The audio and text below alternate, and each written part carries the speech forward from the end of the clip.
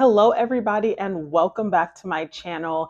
We are doing a little bit of a different video today. I know I'm usually walking outside and enjoying whatever weather Seattle is giving us, and I'm not feeling well today, so that's why I am in my recording nook here.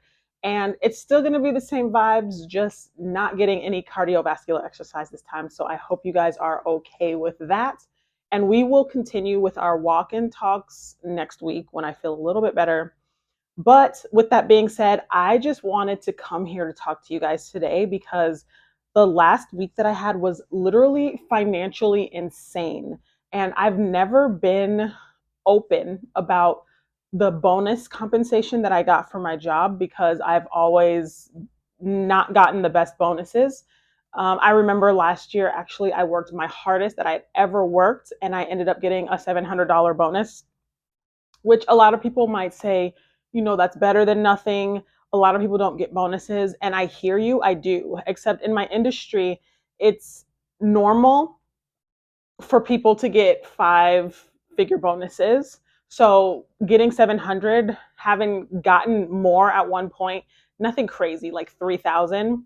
After getting a promotion and after the year of work and just training and how deliberate I had to be with my work was it was shocking to me. And so I had to really work on tailoring my expectations around my work to pay effort ratio and just protecting myself in terms of keeping my expectations in check when it comes to getting bonuses, working on my gratitude, not expecting a lot. I really had to work on that. So imagine my surprise when I had my one-on-one and I got a 5-figure bonus. Imagine my surprise. Imagine. And the reason I'm making this video is because, first of all, when you least expect something, it comes, right? Before taxes, my bonus was $11,715. After taxes, it came out to $8,143. And the reason I'm making this video is because I want to show you that I am practicing what I preach. When I say, not everybody makes the same amount of money, everybody's on a different road, that is so true, but the behavior can match. The behavior can match. My behavior when I was making $30,000 net is the same as when I'm making $70,000 net, right? So when I got my $8,000 bonus, I took all of it and I saved it immediately. 100% of my bonus in my savings and my investments. I did not spend my bonus. I did not spend my bonus. This is me telling you and showing you that I am practicing what I preach. Because I feel like when it comes to motivation, people are really good with telling you what you should be doing or saying things that they have done in the past. And I really want to make an effort to do things in real time. Just like when I was paying off my student loans and I sold $18,000 worth of stock and threw it towards my debt. Now I am taking my bonus and I'm throwing it towards investments. This is me practicing what I preach. If you've been on the news, you've seen what's going on with the stock markets. People are afraid to invest. People are, boycotting corporations and doing no spend years. And some people are still living in the same mindset of, you only live once. You can't take your money with you. Might as well spend it. There's no point in saving your money. And, if those are your stances, then stick to them. My goal with this video is just to show you that I firmly believe in my stance, which is to save more than I spend. And this is me showing you how. So let's get into the numbers. To me, it's a milestone because I saved a whole year's worth of savings. There have been times where it took me 1 year to save $15,000 in my savings account. I saved that much in 1 quarter, making less than 6 figures a year and living in Seattle, Washington.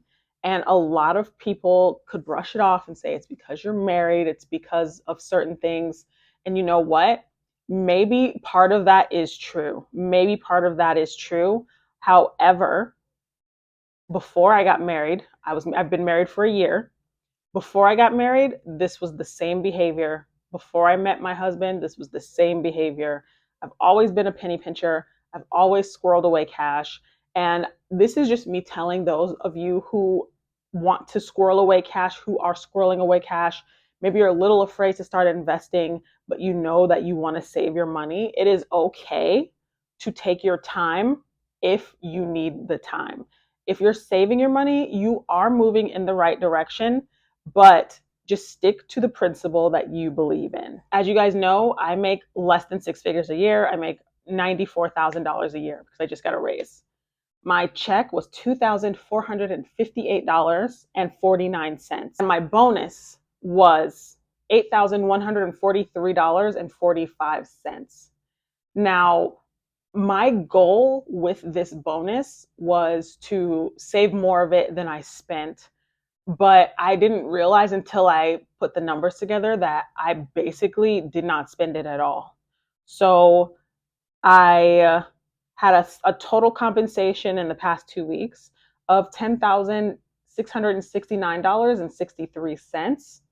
And of that, I saved. So this is in my high yield savings account. I saved $6,666.66. And it's that specific number because I, at that moment, had $23,333.34. So I just wanted it to reach $30,000. And so I've now reached that threshold in my savings account. The rest of it, the last 3,000 of it, I invested in the stock market. Now, as soon as I put this money in the stock market, it plummeted. It went down. I right now am down maybe 7 to 10 grand total in the stock market, and I'm perfectly fine with that because I am still projected to make around $450 in March of dividends, which will be reinvested, which will then compound in interest and will just continue to work for me until I reach retirement age. And so I'm not worried about what the stock market is doing.